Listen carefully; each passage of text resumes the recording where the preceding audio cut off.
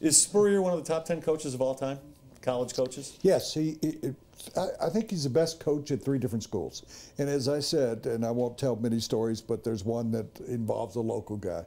I thought the funniest line that Steve Spurrier ever said was when Peyton Manning decided to go back for his senior year at Tennessee. He said, "You can't spell Citrus Bowl without using UT."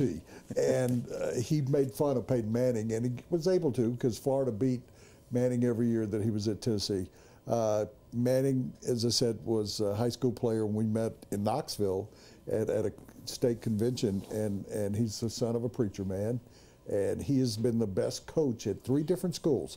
I don't know anybody can say that. Lou Holtz has been at 3 different schools, but I'll say Duke, Wallace Wade, but that was a long time ago. Well, the fact that he did what he did at Duke. Oh, he won an ACC title at Duke. No one does that. In his 3rd year, had him ranked in the top 20.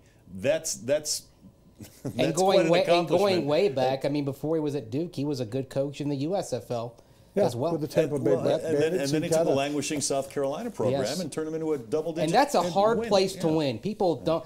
I think people there came to, for a while, take those 11-win seasons for granted. You don't do that in Columbia, South Carolina.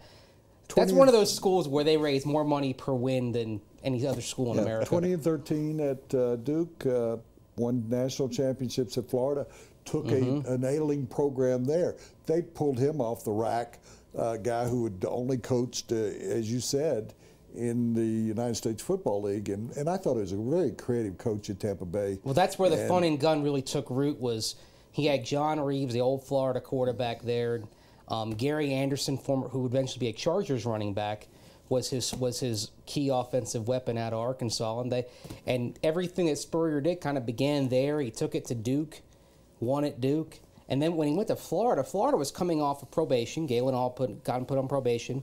They were 6-6.